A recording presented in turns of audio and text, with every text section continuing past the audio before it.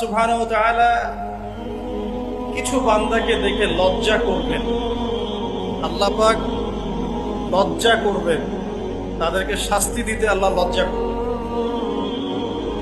তাদেরকে শাস্তি দিতে আল্লাহ পাকের লজ্জা বোধ হবে। চিন্তা করতে পারেন কারা তারা? বলা হচ্ছে তারা সেই সব মানুষ যারা কালো কালো চুল কালো দাড়ি নিয়ে ইবাদত শুরু করেছে। কালো চুল কালো দাড়ি নিয়ে ইবাদত শুরু করেছে, ইবাদত করতে করতে এটা সাদা হয়ে গেছে। তার মানে শায়েখ মানে কিন্তু বৃদ্ধ। শায়েখের অনেক অর্থ হয়, শায়েখ মানে পণ্ডিত, স্কলার। শায়েখ মানে কিন্তু বৃদ্ধ। তা আমরা দোয়া করি আল্লাহ পাকের কাছে, আল্লাহ পাক আমাদেরকে সব দিক থেকেই সুস্থতার সাথে আল্লাহর ইবাদত করতে করতে শায়েখ হওয়ার তৌফিক দান করেন। আমিন। এখন প্রসঙ্গে আসি যে ইসলাহি মাহফিলটা হচ্ছে আপনাদের এখানে বেশ কয়েকদিন থেকে। কয়দিন হলো আজকে?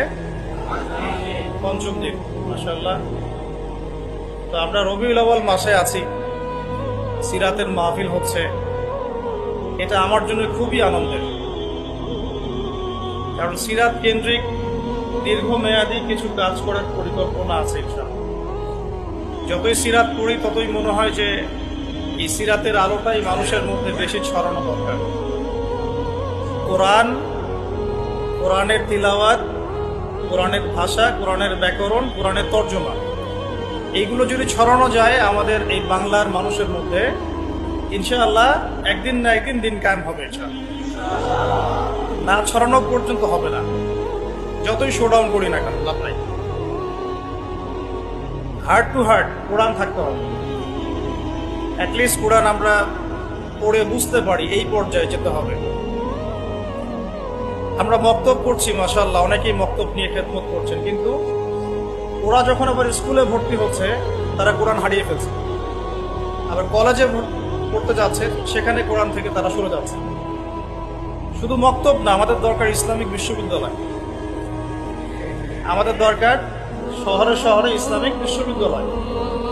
এবং জেনারেল শিক্ষিত মানুষের সংখ্যা বাংলাদেশে প্রায় 70%, আরো বেশি হবে, আমি কম করে বললাম। আমরা 20-30% মানুষ মসজিদ, মাদ্রাসা, তালেবে ইলম, তলাবুল ইলম, আল মুজাহাদা ফি তরিকিল ইলম, এগুলোর সাথে আছে। বাকি 70% একটা হিউজ কমিউনিটি আমরা মসজিদ, মাদ্রাসা, শায়েখ, ওস্তাদ, তলাবুল ইলম এগুলো থেকে দূরে থাকি। এই 70% মানুষকে কিভাবে কোরআন শেখানো যায় এই ফিকিরটা করতে হবে। আল্লাহ পাক তৌফিক দান করুন। এই জন্য দরকার কোরআনিক কিছু কোর্সেস, কোরআনের দার্স, কোরআন শিক্ষার কার্যক্রম চালু করা। একদিন মসজিদে এসেছি, নট নেসেসারি, মানে not enough. Necessary of course, but not enough. এটা যথেষ্ট না। আমাদেরকে এভাবেই 3 মাস এসে কোরআন শিখতে হবে। আরো 2-1 মাস সময় বাড়িয়ে দিয়ে কোরআনের তর্জমা, অ্যারাবিক গ্রামার কিছু শিখতে হবে। তখন গিয়ে একটা পরিবর্তন দেখা যাবে ইনশাআল্লাহ। আল্লাহ পাক তৌফিক দান করুন। কারণ কিছু সমস্যা আছে আমাদের, সেটা হলো আমাদের শিক্ষা ব্যবস্থায় জেনারেল শিক্ষা এবং ইসলামিক শিক্ষা আলাদা করে দেওয়া হয়েছে। মালয়েশিয়ার মতো কান্ট্রি সব দিক থেকেই ডেভেলপ করেছে। তারা শুধু টলেস্ট বিল্ডিংই নির্মাণ করে নাই, তারা শিক্ষা ব্যবস্থায় এমন একটা নীতি চালু করেছে যে একজন কলেজ পড়ুয়া ছাত্র ইমামতি করতে পারে। ছোট থেকেই সে এভাবেই পড়াশোনা করে উঠে আসছে।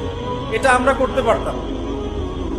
এটা আমাদের যারা দায়িত্বশীল আছেন, শিক্ষা বিভাগে যারা আছেন, রাষ্ট্রে যারা আছেন, তারা করতে পারতেন এবং আপনাদের পারা উচিতও বটে।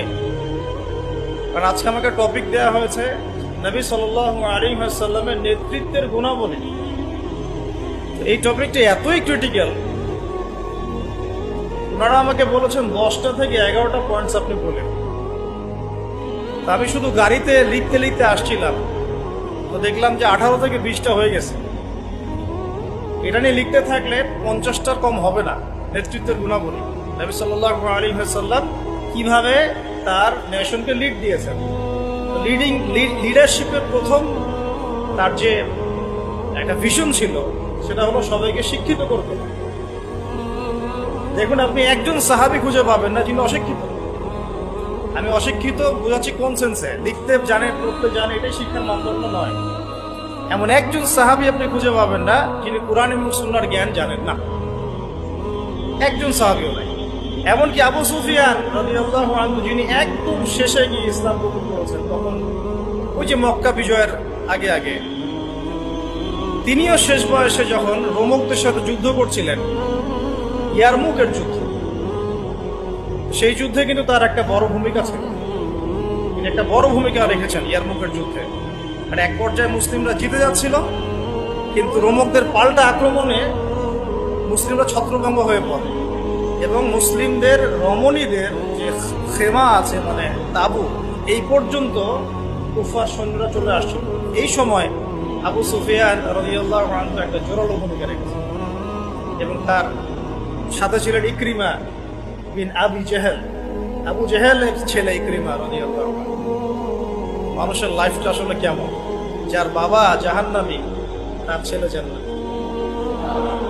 আর ইকরিমা রাদিয়াল্লাহু আনহু বলছেন যে ফাজালতু রাসূলুল্লাহি ফি কুল্লি মাওতিন, আমি সারা জীবন রাসূলের এগেইনস্টে যুদ্ধ করেছি, আর আজকে কে আছো আমার সাথে মৃত্যুর বায়াত করতে পারো,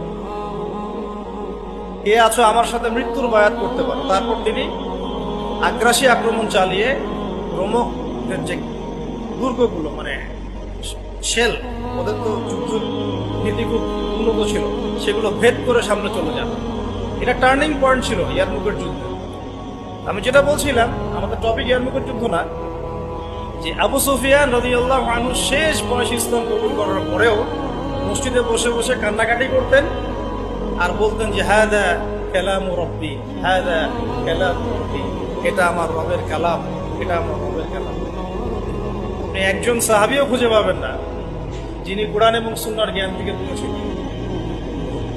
আমরা দুর্ভাগ্যজনক, এখন অনেকে ইসলামের জন্য জীবন দিতে চাই, বাট কোরআন পড়তে জানি না। আমার কথা মন খারাপ করে না, আমরা ইসলামের জন্য জীবন দিতে চাই ঠিক, এই প্রেরণা আমাদের সবার মধ্যে একটু একটু কাজ করে, কম বেশি, কারো আবেগে কারো বিবেকে, বেশিরভাগ মানুষের আবেগেই করে।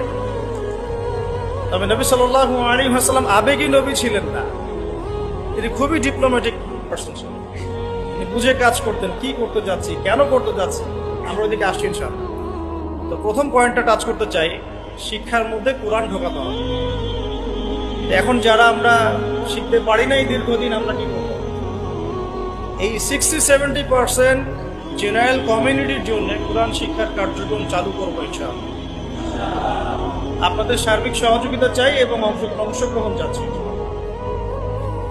কিছু কিছু নতুন নতুন কোর্সেস আসছে এখন, এগুলো দিয়ে মোটামুটি 6 মাসের মধ্যে কোরআনের বেসিক নলেজ শেখানো যায়, অ্যারাবিক গ্রামার শেখানো যায়। আমি এগুলো নিয়ে ঘাটাঘাটি করছি আলহামদুলিল্লাহ। এই কোরআনের মধ্যেই আলহামদুলিল্লাহ মাত্র 200 থেকে 250টা মাস্টার আছে, ফেল আছে, যেগুলো দিয়ে কোরআনের প্রায় 40,000 শব্দ তৈরি করা যায়। 40,000 শব্দ।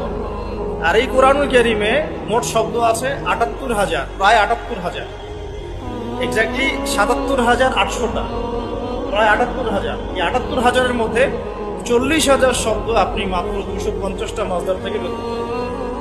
এগুলো ওলামায়ে কেরাম বুঝবেন, আর আমি জাস্ট টাচ করছি। কোরআন নিয়ে অনেক থিসিস গবেষণা হচ্ছে, অনেক কোর্সেস লঞ্চ করা হচ্ছে। চেষ্টা করবো এগুলোকে বাংলা ভাষা অনুবাদ করে হলো আপনাদের পর্যন্ত পৌঁছানো। আল্লাহ তৌফিক দান। আরেকটা খেদমত দরকার, সিরাতের খেদমত। সিরাত প্রত্যেক যুবকের অন্তরে অন্তরে মুখস্থ থাকা চাই। সিরাতের খেদমত শুনেই আমার ভালো লাগছে, যেখানে সিরাতুন নবী সাল্লাল্লাহু আলাইহি ওয়াসাল্লাম কেন্দ্রিক আমরা আলোচনা করছি। সিরাত এত চমৎকার, এত গভীর, এত মানে ইমোশনাল। সিরাত পড়ে যদি কেউ ওমরাহ করে এবং রাসূল সাল্লাল্লাহু আলাইহি ওয়াসাল্লামের রওজা জিয়ারত করে, সে যে আবেগ অনুভূতি আর ফিলিংসটা পাবে, সিরাত না পড়া মানুষ সেটা পাবে। সিরাত পড়ে যদি আপনি সিরাতের সাথে সংশ্লিষ্ট স্থানগুলো জিয়ারা করেন, তাহলে যে ফিলিংসটা পাবেন সিরাত না পড়ে পাবেন। আর কোরআন এবং সুন্নাহর, কোরআনের আয়াতগুলো এবং হাদিসগুলো কোনটা কোন প্রেক্ষাপটে কখন কিভাবে নাজিল হয়েছে, এটা বোঝার জন্য সিরাত লাগবে। আদারওয়াইজ আমরা কোরআন সুন্নাহ হাতে নিয়েও বিভ্রান্ত হতে পারি। সিরাত একটা উপন্যাস, একজন মহামানবের উপন্যাস। যে উপন্যাসটা তিনি নিজ হাতে লিখেন নাই, লিখেছেন আল্লাহ রাব্বুল আলামিন। সিরাত একটা উপন্যাস, এটা সেই ব্যক্তি লিখেননি যাকে নিয়ে সিরাত, বরং এটা লিখেছেন তার রব আল্লাহ রাব্বুল আলামিন। সিরাতুন নবী সাল্লাল্লাহু আলাইহি ওয়াসাল্লাম। সিরাতের অনেক পার্ট আছে, সিরাত এবং দাওয়াত, সিরাতের আলোকে দিন কায়েম, সিরাতের আলোকে সুন্নাহ, সিরাতের আলোকে আসবাবুন নুজুল, অনেক পার্ট হতে পারে। সিরাতের আলোকে গাজওয়া, সিরাতের আলোকে সারিয়া, সিরাতের আলোকে জিহাদ, সিরাতের আলোকে দাওয়াত, অনেক কিছু হতে পারে। তো আমরা চাচ্ছি সিরাতের একটা প্যানেল তৈরি করব, সিরাত বিশেষজ্ঞ প্যানেল। এখান থেকে অনেক ভালো ভালো অনেক বড় বড় উলামায়ে কেরাম এবং অনেক ভালো ভালো তালেবে ইলম উঠে আসবে, যাদেরকে নিয়ে একটা প্যানেল করা যায়, করে সিরাতের ছোট থেকে ছোট, বড় থেকে বড় বিষয়গুলোকে নিয়ে আলাদা আলাদা করে আমরা দার্স রেডি করতে পারি। সিরাতের উপরেই দেখা গেল 50টা দার্স, ঠিক আছে? তো আমার নিয়ত আছে, আপনারা দোয়া করবেন আল্লাহ পাক যেন তৌফিক দান করেন। এবং সিরাত নিয়ে কাজ করতে ইচ্ছুক এমন যুবক ভাই বা যারা তালেবে ইলম আছেন বা যারা এখনো পড়াশোনা করছেন বা উলামায়ে কেরাম যদি এগিয়ে আসেন, পরামর্শ দেন, আমি খুব উপকৃত হব। আল্লাহ পাক তৌফিক দান করেন। একটা কোরআন, একটা সিরাত, আরেকটা দরকার হলো তাজকিয়া। এটা কি? আমি সুন্নাহ না বলে তাজকিয়া শব্দটা বলছি এই কারণে, অনেকে আমরা সুন্নাহর উপর আমল করি বাট তাজকিয়া নাই। অনেকে সুন্নাহর উপর আমল করি, দাড়ি রেখেছি, টুপি পরছি, পাগড়ি পরছি, আমরা এমন কোনো সুন্নাহ নাই, আমলে বাদ দিচ্ছি এমন কোনো সুন্নাহ নাই। 2 রাকাত তাহিয়াতুল মসজিদ পড়ছি, তাহিয়াতুল ওযু পড়ছি, বাট তাজকিয়া নাই। তাজকিয়া কি? আত্মশুদ্ধি। তাজকিয়া মানে কি? আত্মশুদ্ধি। আর তাজকিয়া যে আমাদের নাই এটা বোঝার জন্য অনলাইন যথেষ্ট। অনলাইনে ফেসবুকে ঢুকলেই বোঝা যায় আমাদের তাজকিয়ার কি অবস্থা। এখানে অনেক সময় একজন আলেম আরেকজন আলেমকে যে ভাষায় গালি দিচ্ছেন, তাতে আপনারা পরকালে আল্লাহর কাছে কি জবাব দিবেন সেটা চিন্তা করতে হবে। তাজকিয়ার সাথে এগুলোর কি সম্পর্ক? বাবা মা ভাই বোন জ্ঞাতি গোষ্ঠী তুলে গালি দিয়ে ধুয়ে দিচ্ছে। তো যদি উলামায়ে কেরামদের কেউ এই কাজগুলো করে থাকেন, তাহলে সাধারণ জনগণ কি করবে? কাদেরকে দেখে তারা শিখবে ইসলাম? ইস্যু পাগল হয়ে গেছে আমরা। মন চাইলে একটা কমেন্ট করে দিলাম, মন চাইলেও একটা গালি দিয়ে দিলাম, মন চাইলেও একটা শেয়ার দিয়ে দিলাম। এটার পরিপ্রেক্ষিতে উম্মার মধ্যে যে বিভক্তি বাড়ছে এবং প্র্যাকটিসিং মুসলিমদের সম্পর্কে জেনারেলদের যে একটা বিরূপ ধারণা সৃষ্টি হচ্ছে, আর যারা ইসলামের দিকে আসতে চায় ওরাও আসার আগে আবার চিন্তা করছে 10 বার যে বাবা যাবো কি যাবো। তো আমাদের চরিত্র পরিশুদ্ধ করতে হলে তাজকিয়া দরকার। তাজকিয়া মানেটা কি? অনেকে এটাকে সুফিইজমের সাথে সম্পৃক্ত করে দেয়। সুফিইজম, তাজকিয়া এগুলো ইসলামের কোনো শত্রু হয় না। এটা মানুষকে আধ্যাত্মিকত্ব শেখায়, বরং সুন্নাহর উপর আমল করার একটা প্রেরণা তৈরি করে এবং মনটাকে পরিশুদ্ধ করে। ধরেন আমি সারাদিন অনেক সুন্নাহর উপর আমল করছি, কিন্তু আমার এক ভাইকে আমি হিংসা করি। আর হিংসা এখনকার অনলাইনের জগতে ফরজ। হিংসা না করলে কেউ অনলাইনে টিকতে পারবে না, তাকে হিংসা করতেই হবে। যেমন সুদ না খাইলে কেউ অর্থনীতি চালাতে পারে না, সুদ এখন ফরজ হয়ে গেছে। ঠিক এইরকম অবস্থা, আল্লাহ মাফ করো। আমি যদি সুন্নাহর উপর আমল করি কিন্তু আপনাকে হিংসা করি, তাহলে লাইলাতুল বারার মতো রাত্রেও আমি ক্ষমা পাচ্ছি না। আল্লাহ পাক বলছেন সবাইকে আল্লাহ মাফ করে দিচ্ছেন এই হিংসুক ব্যতীত। তাহলে তাজকিয়া কি? আত্মশুদ্ধি। ওইটা আজকের টপিক না, আমি বলছি 3টা জায়গায় ফোকাস করতে হবে খুব বেশি। কোরআনের শিক্ষা স্পেশালি জেনারেলদের মধ্যে, কারণ মক্তব মাদ্রাসা শেখানো হচ্ছে বাট জেনারেলরা পাচ্ছেন না। এবং শিক্ষাটাকে সহজ করে দেওয়া, সহজলভ্য করা, সহজ করা, যাতে ঘরে ঘরে হার্ট টু হার্ট আমরা কোরআনটা পৌঁছাতে পারি। শুধু তিলাওয়াত নয়, তিলাওয়াতের সাথে অবশ্যই অর্থ বোঝা। শুধু তেলাওয়াত করলে অবশ্যই নেকি পাবেন আপনি, প্রত্যেক হরফে 10 নেকি করে, কিন্তু এটাতে কোরআনের হক পরিপূর্ণ আদায় হয় না। কোরআনের মূল মেসেজটা আমরা পাচ্ছি না। আর 2 নাম্বার হচ্ছে সিরাতের শিক্ষা, সিরাতের ব্যাপক প্রচার প্রসার। আর 3 নাম্বার তাসকিয়া, সুন্নাহ ভিত্তিক জীবনযাপন এবং তাসকিয়া। তাসকিয়ার জন্য দরকার আত্মশুদ্ধিওয়ালা মানুষের সহবত, আত্মশুদ্ধিওয়ালা মানুষের সহবত। এই মানুষ খুঁজে বের করা একটা চ্যালেঞ্জ। এই মানুষগুলো খুঁজে পেতে হলেও তাকদীরের একটা ভালো ভাগ্য লাগবে। কারণ দিন শেষে বুঝতে পারছি যে কেউ যদি জাহেল থাকে এটাও তাকদীরেই ছিল, কেউ যদি হকপন্থী আলেমের সহবত পেয়ে যায় এটাও তাকদীরেই ছিল। কিছু করার না, এটা তাকদীর।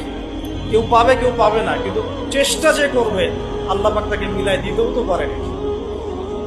দিন দিন এরকম আত্মশুদ্ধিতে পরিপূর্ণ ওলামায়ে কেরামদের সংখ্যা কিন্তু কমছে। আপনি খেয়াল করেছেন? কমছে। যে ব্যক্তি হক ও বাতিলকে পার্থক্য করে দেয়, যে ব্যক্তি অন্যের শুভাকাঙ্ক্ষী, যে ব্যক্তি উম্মার ঐক্য চায়, যে ব্যক্তি নিজে যা বলে তার উপর আমল করে, যে ব্যক্তি অন্যকে আল্লাহর দিকে ডাকে, যে ব্যক্তি নিজে হারাম খায় না, যে ব্যক্তি আলেমদের মাঝে বিভেদ সৃষ্টি করে না, যে ব্যক্তি মানুষকে নবী সাল্লাল্লাহু আলাইহি ওয়াসাল্লাম রেখে যাওয়া সুন্নতের দিকে ডাকে, যার অন্তরটা পরিষ্কার, ভিতরে কোনো হিংসা নাই, কোনো অহংকার নাই, কোনো গীবত তহমত কিচ্ছু নাই, এরকম মানুষ, এরকম আলেম খুঁজে পাবো কি চারটাখানি কথা? আমার কথা শুনে আপনাদের ইগোতে লাগা উচিত নয়, আপনাদের চোখে পানি আসা উচিত। এই কথা 3টা ওলামায়ে কেরামদের। আমরা অনেক ওলামায়ে কেরামকে দেখেছি টাইটেল পাস, অন্তরটা হিংসা দিয়ে। এতে আপনি ইগোতে নিয়েন না, বরং আপনার চোখ দিয়ে পানি পড়া উচিত। বিকজ আপনার হিসেব আগে হবে। 3 জন ব্যক্তিকে দিয়ে জাহান্নাম উদ্বোধন করা হবে: শহীদ, দাতা, দানশীল, আলেম। আমি এমন অনেক ওলামায়ে কেরামকে দেখেছি যাদের কথাবার্তা, চলাফেরা এবং উঠা বসাতে অহংকার স্পষ্ট, কেবল অহংকার স্পষ্ট। আর আলহামদুলিল্লাহ আমি এমন অনেক ওলামায়ে কেরামের সোহবত পেয়েছি যারা আল্লাহর ওলি, যারা আল্লাহর ওলি। তো এখন এই পর্যন্ত যাওয়াটা আপনার জন্য চ্যালেঞ্জ। আল্লাহর কাছে অনেক দোয়া করতে হবে এবং নিজের অন্তরটাকে নিউট্রাল রাখতে হবে, কোনো দিকে বায়াসড হয়ে যাওয়া যাবে না। নিউট্রাল রাখলে ইনশাআল্লাহ তাহলে আপনি বুঝতে পারবেন যে কে হকের উপর আছে। আল্লাহ পাক আমাদের সবাইকে আত্মশুদ্ধিতে পরিপূর্ণ মানুষের সোহবত দান করুন, আমাদেরকেও সেই আত্মশুদ্ধি অর্জন করার তৌফিক দান করুন। এই 3টা জায়গায় খুব বেশি ফোকাস করা দরকার। সিরাত নিয়ে 2টো কথা বলে আমি আমার টপিকে আসছি। আজকে সবগুলো আলোচনা করব না, কারণ আপনাদের জন্য একটা সুখবর আছে, আমার জন্য সুখবর। ইনশাআল্লাহ আগামীকাল আমি আবার আসবো। যে অংশটুকু বাকি আছে এই অংশটুকু আমরা আগামীকাল শেষ করবো। আগামীকাল আমাদের এখানে একজন ওস্তাদ আসবেন, তার আগে বা তারপরে, যদিও কালকে আমার ডেট নাই, আমি চেয়ে নিয়েছি এটা। কারণ আমি সিরাত পড়তে গিয়ে দেখেছি যে এটা এক লেকচারে কোনোদিনও আলোচনা শেষ করা যাবে। এই সিরাতের উপরে আলোচনা করতে হলে আমার 24টা ক্লাস দরকার। একটু এই জায়গাটা শোনেন। এই পুরো সিরাত, আমার হাতে একটা পাতলা সিরাতের বই আছে, সিরাতে খাতামুল আম্বিয়া। আপনারা অনেকেই জানেন, এই বইটা পড়েছেন। আল্লামা শফি রাহিমাহুল্লাহ রচিত অনবদ্য একটা কিতাব, কলেবর ছোট কিন্তু অনেক গভীর কথা। এরকম সিরাতের অনেক বই আছে। আলহামদুলিল্লাহ আমার বাসাতে মোটামুটি ভাবে 15-20 হাজার টাকার সিরাতের বই আছে, অনেক বই। এটা কিছুই না, 15-20 হাজার টাকার বই। আমাদের ওস্তাদরা কোনো একটা সফরে গেলে একসাথে 2-3 লাখ টাকার বই কিনে। হ্যাঁ, আমাদের ওস্তাদরা এই তো বেশি দূর না, আপনি মার্কাজুদ দাওয়ায় গিয়ে দেখেন, শাইখরা যখন সফরে যান তখন মনে হয় 2-3 লাখ টাকার বই কিনেন। তাদের কাছে বইয়ের কিন্তু অভাব নাই। একটা লম্বা ঘর ভর্তি পুরো বই আর বই, কিন্তু এতগুলো বই থাকা সত্ত্বেও তারা প্রত্যেক সফরে 1 লাখ, 1.5 লাখ, 2 লাখ টাকার বই কিনেন। এটা এমন কিছু না, আমি জাস্ট একটা এক্সাম্পল দিলাম যে আপনারাও এগুলো সংগ্রহে রাখতে থাকেন। ইনশাআল্লাহ আপনার সিরাতের কলেবর বৃদ্ধি হবে।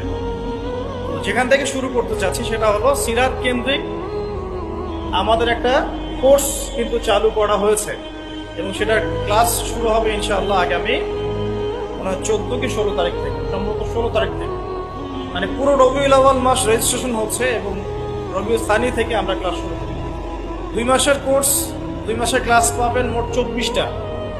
এই 24টা ক্লাসে আপনি পুরো এই সিরাতের বইটা শিখবেন। 24টা ক্লাস, প্রত্যেকটা ক্লাসে 1 ঘন্টা করে। আর টপ 10 যারা হবেন পরীক্ষা দিয়ে তাদের জন্য অবশ্যই পুরস্কার থাকবে। প্রথম 3 জনের জন্য বাইতুল্লাহ জিয়ারতের তৌফিক ইনশাআল্লাহ।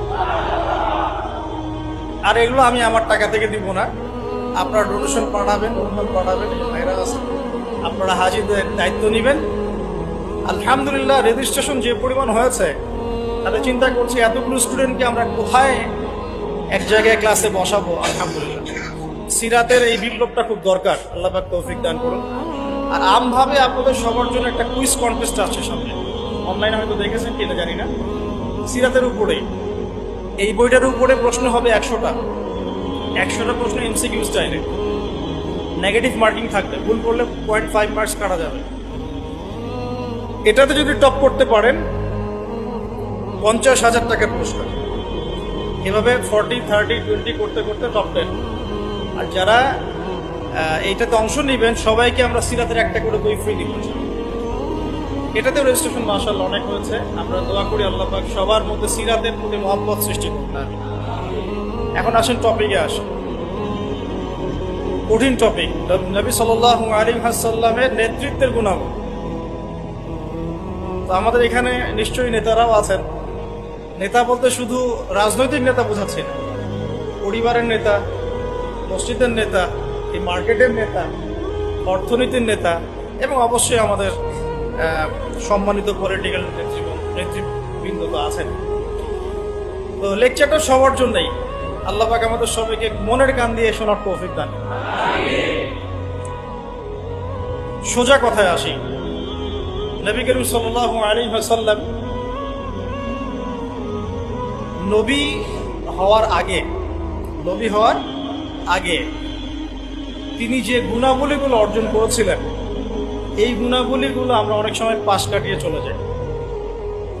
আমরা আলোচনা শুরু করি নবী সাল্লাল্লাহু আলাইহি ওয়াসাল্লাম নবী হওয়ার পর থেকে। আদতে নেতৃত্বের গুণাবলীর পয়েন্টটা যদি নিয়ে আসতে হয় আমাদেরকে এখান থেকে আলোচনা শুরু করতে হবে। নবী সাল্লাল্লাহু আলাইহি ওয়াসাল্লাম নবুয়ত পাওয়ার আগে কেমন মানুষ ছিলেন। একটা হাদিস থেকে আমরা এটা বুঝতে পারি, সহিহ বুখারীর প্রথম খণ্ডের ওহী অধ্যায়ের মধ্যে আছে, এবং খাদিজা রাদিয়াল্লাহু আনহা এখানে অনেকগুলো কথা বলেছেন। হাদিসটা অনেক লম্বা, আপনারা বাসায় গিয়ে একটু দেখে নিয়েন। আমি খুব শর্ট করে মূল জায়গাটা বলছি। আল্লাহ নবী সাল্লাল্লাহু আলাইহি ওয়াসাল্লাম যখন ওহী প্রাপ্ত হলেন, আপনারা জানেন উনি ভয় পেয়েছিলেন। জিবরাইল আলাইহিস সালাম এসে তাকে বলেছিলেন ইকরা, আপনি পড়ুন। তিনি বলেছেন মা আনা বিকারি, আমি তো পড়তে জানি না। তখন বলা হচ্ছে পড়ুন, আবার বলছেন আমি তো পড়তে জানি না। চেপে ধরা হচ্ছে, ছেড়ে দেওয়া হচ্ছে, চেপে ধরা হচ্ছে, ছেড়ে দেওয়া হচ্ছে, 3 বার চেপে ধরা হয়েছে। একটু চিন্তা করতে পারি কিনা আমরা, যদি কোনো জিনও এসে আমাকে চেপে ধরো তাহলে কি অবস্থা হবে? জিন তো খুব বেশি শক্তিশালী না, আউযু বিল্লাহি মিনাশ শাইতানির রাজিম পড়লেই চলে যাবে, অথবা আউযু বিকালিমাতিল্লাহি তাম্মাতি মিন শাররি মা খালাক, অথবা বিসমিল্লাহিল্লাযী লা ইয়াদুররু মা ইসমিহি শাইউন ফিল আরদ ওয়ালা ফিস সামা ওয়া হুয়াস সামিউল আলিম বললে ইনশাআল্লাহ চলে যাবে। আরো অনেক দোয়া আছে, জানতে হলে স্পেশাল সাক্ষাৎ দরকার, ভিজিটেশন। ঠিক আছে, এখন ফেরেশতা চেপে ধরলেন, তাহলে তো ব্যাপারটা অনেক কঠিন, অনেক বার্ডেন তার মাথায় তখন ছিল, বুকের মধ্যে ভার। এই অবস্থায় তিনি যখন বাসায় এসেছেন, খাদিজা রাদিয়াল্লাহু আনহাকে তিনি একটা কথা বলেছেন, খাশিতু ওয়াকাদ খাশিতু আলা নাফসি, আমি আমার নিজের নফসের উপরে ভয় পাচ্ছি। আপনারা পুরো দেখেন, সহিহ বুখারীতে আছে প্রথম খণ্ডে ওহী অধ্যায়। এই জায়গায় খাদিজা রাদিয়াল্লাহু আনহা 4টা থেকে 5টা বাক্য বলেছেন তার সম্পর্কে। 1, আপনি এতিমের দেখাশোনা করেন। 1, আপনি বিধবাদের খোঁজ খবর নেন। আপনি মুসাফিরদের খাবার দেন। হ্যাঁ, আপনি অসহায়ের পাশে দাঁড়ান। আল্লাহ রাব্বুল আলামিন আপনাকে ধ্বংস করবেন না ইনশাআল্লাহ। তিনি কিন্তু নবী এই মাত্র হলেন, আর এই কথাগুলো নবুয়তের আগের চারিত্রিক বৈশিষ্ট্য ব্যাখ্যা করছে, তাই তো? নবী সাল্লাল্লাহু আলাইহি ওয়াসাল্লাম বিয়ে করেছেন কত বছরে? 25।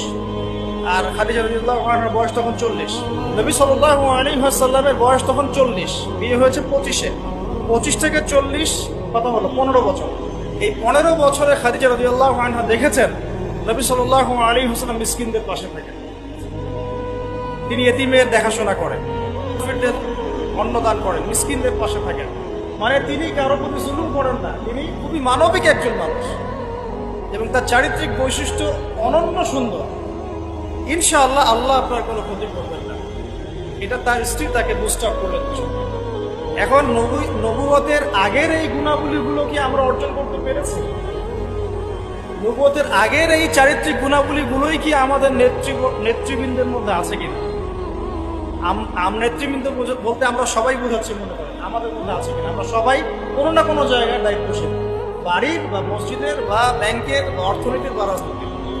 এখন এই যে এতিমের দেখাশোনা করা, বিধবাদের পাশে থাকা, মিসকিনদের খোঁজখবর নেওয়া, মুসাফিরদের অন্ন দেওয়া এবং দুর্বলদের সাহায্য করা, এটা আমাদের মধ্যে আছে কিনা? নবী তিনি এখনো হন নেই, কেবল হলেন। নবুয়তের আগের গুণাবলী নবীজি বলছেন, ইন্নামা বুইসতু লিউতাম্মিমা মাকারিমাল আখলাক, আমি উত্তম চরিত্রকে পূর্ণতা দেওয়ার জন্যই প্রেরিত হয়েছি। বাস্তবতা দেখেন, নবী হওয়ার আগে আমাদের নবী সাল্লাল্লাহু আলাইহি ওয়াসাল্লামের যে চারিত্রিক বৈশিষ্ট্যগুলো ছিল, আমরা হতভাগা উম্মাহ, আমরা এখনো মুসলমান হয়েও, মুসলমান ঘরে জন্ম নিয়েও, কোরআন হাতে পেয়েও, হাদিস হাতে পেয়েও সেই গুণাগুলো। অগণিত মুসলমান জিনা করে, অগণিত মুসলমান সুদ খায়, অগণিত মুসলমান ঘুষ খায়, অগণিত নেতৃবৃন্দ দুর্নীতি করেন। সবার কথাই বলছি, আমরাও দুর্নীতি করি। যেমন আমরা যে লেকচার দিতে বসেছি, আমি যদি আমার হক আদায় না করি, এটাও আমার ইলমের উপর দুর্নীতি হবে, হবে কি না? কারণ আমাকে যদি কোনো প্রশ্ন করেন যে প্যালেস্টাইন এমন যে ইস্যু চলছে, এটা কি জবাব হবে? আমি যদি আমার স্বার্থ চিন্তা করে পাশ কাটিয়ে ডানে ডানে অ্যান্সার দিই, দুর্নীতি করলাম, ইলমের সাথে করলাম কি না? এই জন্য জিজ্ঞাসা করেন না। আচ্ছা, তো দেখুন নবী সাল্লাল্লাহু আলাইহি ওয়াসাল্লাম এই গুণাবলীগুলো আছে কিনা? আমরা সুদ খাচ্ছি, আমরা জিনা করছি। আপনি 5% মানুষ খুঁজে পাবেন না এখন যারা সুদ খায় না, কোনো না কোনো ভাবে আমরা রিভার্সালে জড়িত। আর যারা ইকোনমিক্স নিয়ে পড়াশোনা করেন, ওই আলেমদেরকে জিজ্ঞাসা করবেন। যারা ইকোনমিক্স নিয়ে পড়াশোনা করেছেন এমন আলেমকে জিজ্ঞাসা করবেন, পেপার মানি, ইলেকট্রনিক মানির মধ্যে রিবা আছে কিনা। যাদের মধ্যে এই জ্ঞান নেই, ওদেরকে জিজ্ঞাসা করে লাভ নাই। তারা বলবে খারেজি, কি বলবে? তারা বলবে খারেজি হয়ে গেছে।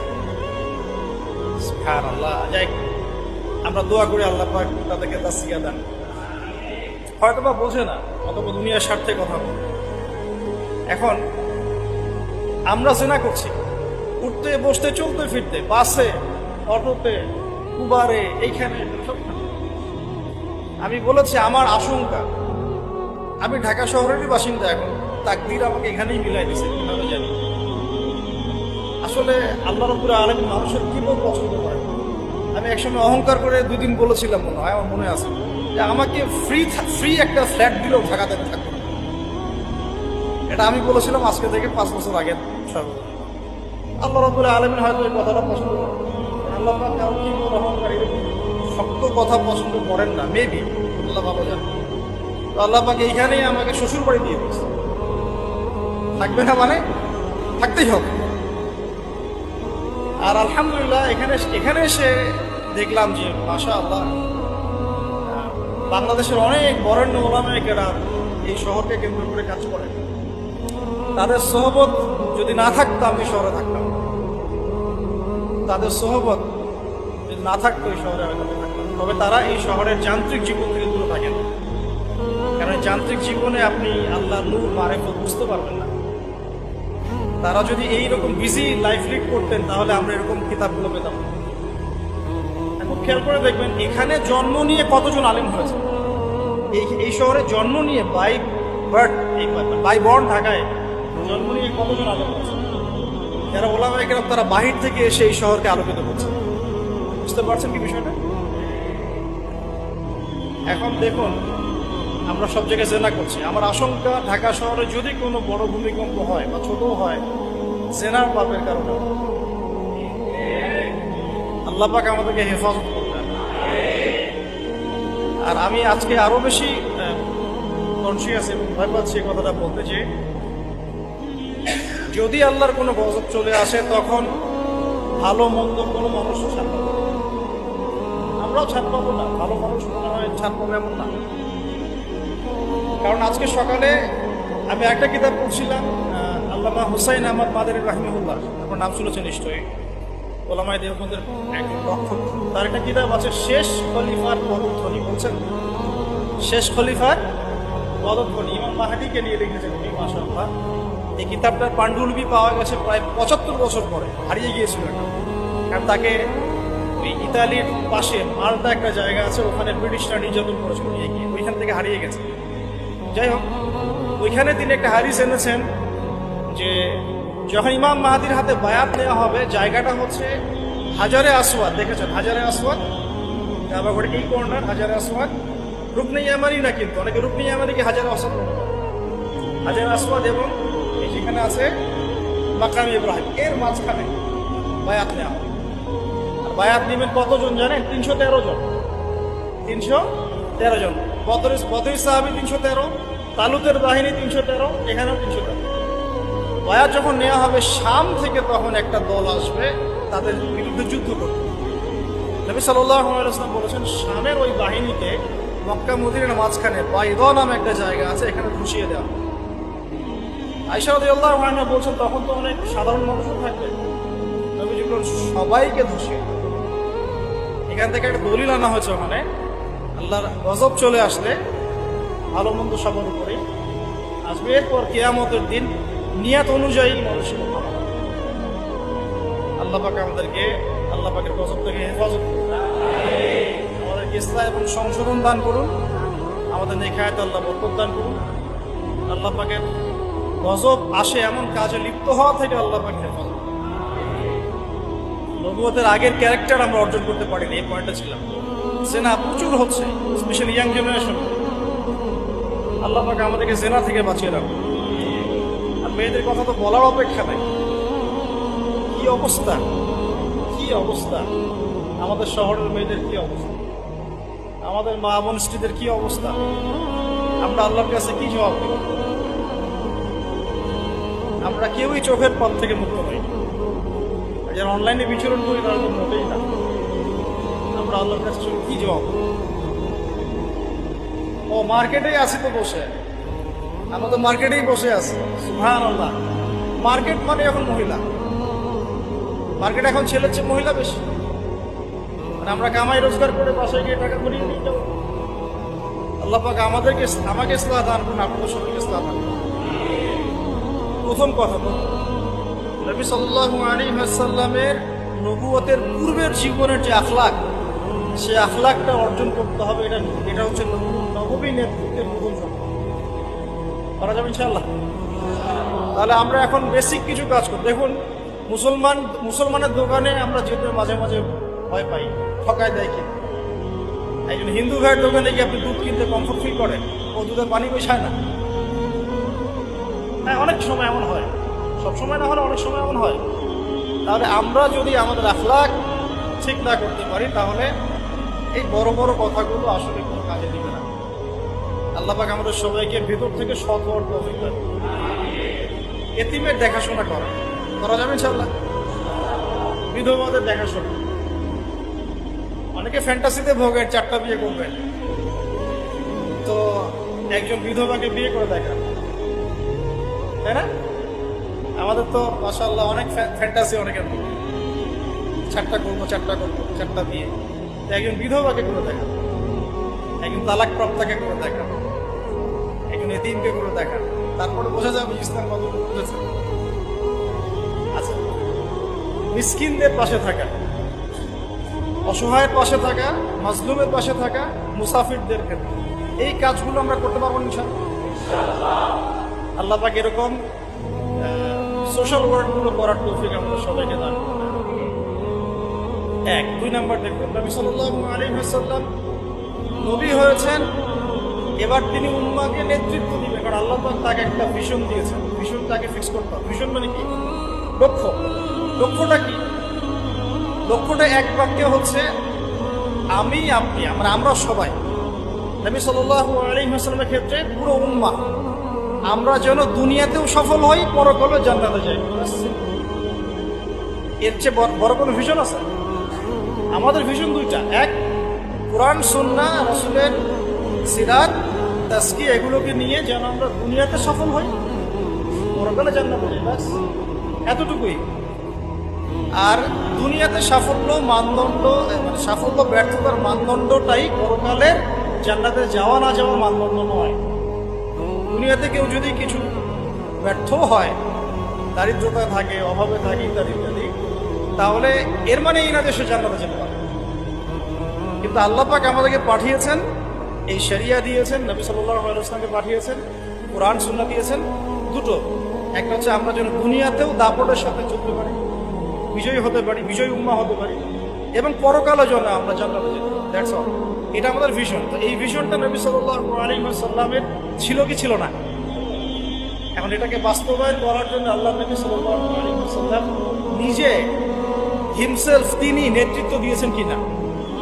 দিয়েছেন কিনা? প্রথমে দেখিয়েছি আপনাকে আগের ক্যারেক্টার। ওই আগের ক্যারেক্টারগুলো কি পরে নাই হয়ে গেছে?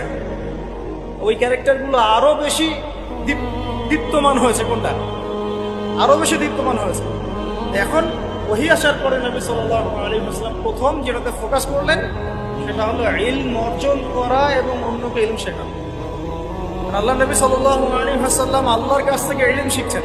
এটা ইলম না কোরআন? এটা ইলম নয় কি? আল্লাহর পক্ষ থেকে দেয়া ইলম, ওহী, এবং এর সাথে হিকমা দেয়া হয়েছে, মানে সুন্নাহ।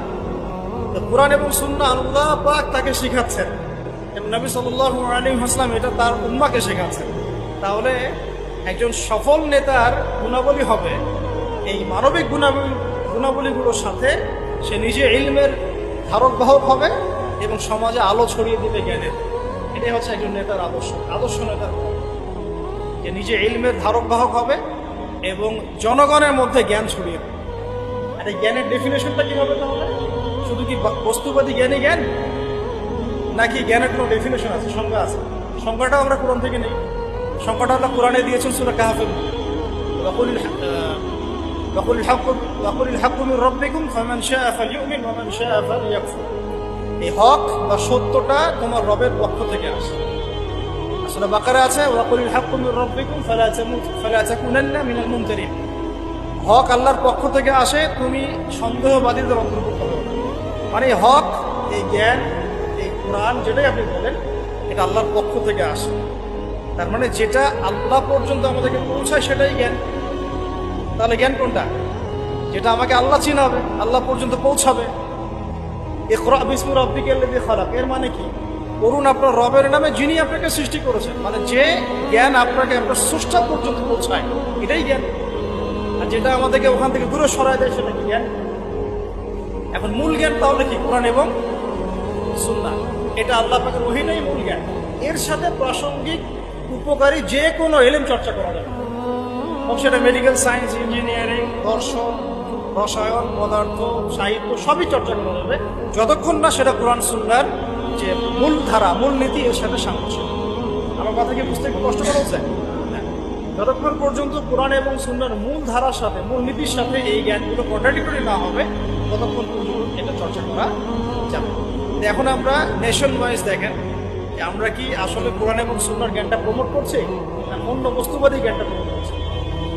নবী সাল্লাল্লাহু আলাইহি ওয়াসাল্লাম কি করেছেন? তিনি কি বস্তুবাদী জ্ঞানটাকে প্রমোট করেছেন বেশি, নাকি কোরআন সুন্নাহর জ্ঞানটাকে বেশি?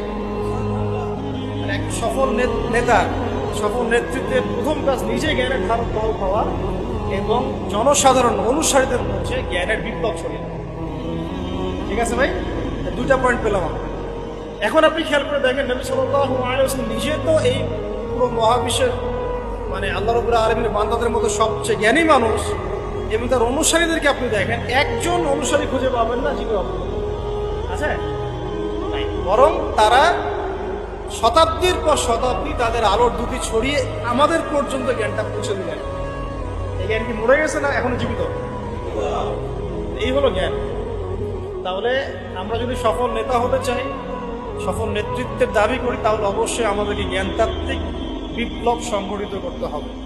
এটার জন্য শুধুমাত্র বস্তুবাদী জ্ঞান যথেষ্ট নয়। যতক্ষণ না আমরা জেনারেল শিক্ষা, ইসলামিক শিক্ষাকে একত্রিত করে একটা নতুন কিছু করছি, ততক্ষণ পর্যন্ত এই জাতির, এই আমরা যারা স্বপ্ন দেখি যুবক যুবতী সোনামণিদেরকে নিয়ে, এটা বাস্তবায়িত হবে না। এটা বাস্তবায়িত হবে না। আমরা একটা জিনিস লক্ষ্য করছি, দেখুন, এটাও একটা নেগেটিভ বিষয়। এটাও ইগোতে নিয়ে না, ভাবতে হবে বিষয়গুলো নিয়ে। ইগোতে নিয়ে নেওয়া যাবে না, কথা শুনলেই ভাবতে হবে। আমরা অনেকেই সমাজটাকে বিভক্ত করে ফেলছি, এবং এই বিভক্তটা করছি আমরা কিছু দাড়ি টুপিওয়ালা মানুষ। এটা আমি নিজেও ফেস করেছি।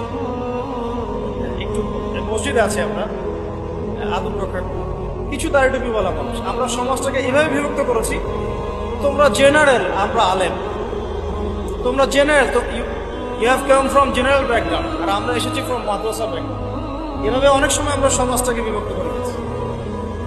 এটাতে কি হচ্ছে, জেনারেল আর এটা একটা কন্ট্রাডিক্টরি সৃষ্টি হচ্ছে, কনফ্লিক্ট তৈরি হচ্ছে। এভাবে ডিল করা, ট্রিট করাটা মনে হয় ঠিক হচ্ছে না। বরং আমাদের উচিত যারা জেনারেল লাইনে পড়াশোনা করেছে তাদেরকে গিয়ে টেনে নেওয়া। আদারওয়াইজ আপনি তাদেরকে দিন ওইভাবে শেখাতে পারবেন না।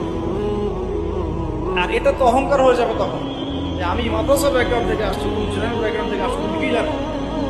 তুমি তো জানো না সামি আল্লাহু এর পরে পেশ দিতে হয়, মানে আমরা এটাও জানি না।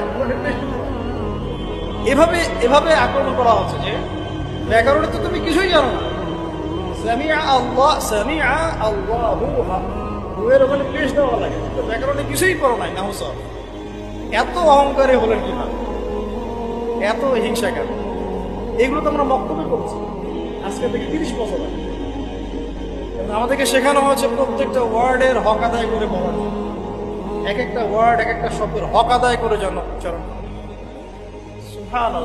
আমরা অনেক সময় সমাজটাকে এভাবে বিভক্ত করে ফেলছি, অজ্ঞতা বশত, অহংকার বশত।